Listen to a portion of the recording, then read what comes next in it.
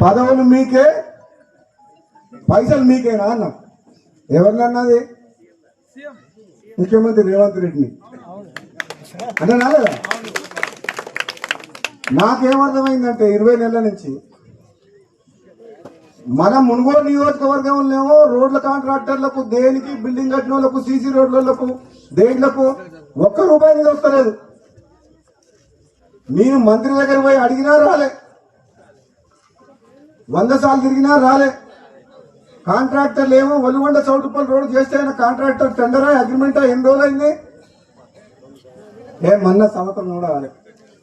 Valigonda Choutupalli road పని చేయమంటే bill ఇప్పి అంటుంది. బిల్లు ఏమో నా చేతులు లేదు. అది ఎవరిస్తే వస్తుంది? ముఖ్యమంత్రి ఇవ్వాలి. నేను ముఖ్యమంత్రి ఉద్దేశించి అదే అన్నా, ముఖ్యమంత్రిని విమర్శిస్తలేను, పార్టీని విమర్శిస్తలేను. ప్రజలు నన్ను అడుగుతున్నారు, ప్రజలు రోడ్డు చేపేయమంటుండ్రు, ఇంకేదైనా పని చేయమంటుండ్రు. పదవులలో మీరే ఉంటుండే, పైసలు మీరే తీసుకుంటుంటే, మీ నియోజకవర్గం పోతుండే, పదవులు కూడా మీకే ఉంటాయి. కనీసం నాకు పదవి అయినందుకు కనీసం పైసలు రాదంటున్నాను అనాలనా వద్దా?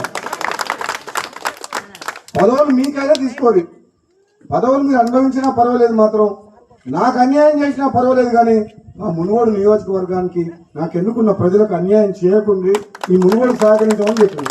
మీరు ఇంతకంటే మంచి ఎమ్మెల్యే ఎక్కడ దొరుకుతారు? మీకు దొరుకుతారు? నాకంటే మంచోడు చెప్పరు. మీకోసము నాకు అన్యాయం అయినా పర్వాలేదు అంటున్నా, కానీ ఈ మునుగోడు నియోజకవర్గ ప్రజలకు ఈ అభివృద్ధికి ఆటంకం కలిగించకుండా నిధులు ఇవ్వమని అడుగుతున్నా. మీరు ఇంత మంచిగా ఓడతారమ్మా, అందుకని అంటున్నా, తప్పకుండా రాబోయే స్థానిక సంస్థల్లో మంచోళ్ళని ఎన్నుకోరి.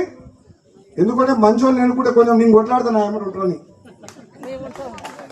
లేకపోతే మళ్ళీ ఎక్కడికైనా పోయింది అనుకో, రమ్మంటే మళ్ళీ ఎన్ని పైసలు ఇస్తామని అడుగుతారు, మళ్ళీ బేరం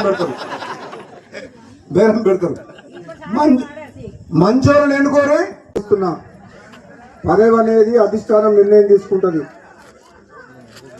ఆ పదవి అనేది నాకు ఒక బాధ్యత తప్పితే అది వస్తే ప్రజలకు లాభం. అది వచ్చేటప్పుడు వస్తుంది. ఎన్ని రోజులు ఆపలేదు, మన ఆపగలుగుతారా? ఆపితే మనం ఊకుంటామా? నేను ఊకునే మనిషినేనా? నేను ఎప్పుడైనా సరే మీ గురించి ఆలోచిస్తున్నా. తప్పకుండా రామిరెడ్డి గారు, ఈ కాలువ ద్వారా ఈ ప్రాంత ప్రజలకు వీలైనంత వరకు గతంలో నేను ఎంపీ ఉన్నప్పుడు కూడా చేపించిన, ఇప్పుడు కూడా నేను ఆలోచన చేస్తున్నా. రెండోది, రోడ్ల విషయంలో కానీ, హైవే విషయంలో కానీ, అండర్ పాస్ విషయంలో కానీ నా మీద బాధ్యత తీసుకుంటున్నా. మీరు నన్ను నమ్మండి. నేను చదువుకున్న వ్యక్తిగా నాకు మొత్తం అవగాహన ఉంది కాబట్టి ఈ ప్రాంతంలో ఉన్న రైతులను కాపాడే బాధ్యత నాది. ఈ ప్రాంతాన్ని అభివృద్ధి చేసేంత వరకు నేను నిద్రపోను. ఇంకా 3.5 ఏళ్ల సమయం ఉంది. మీరు నా మీద నమ్మకం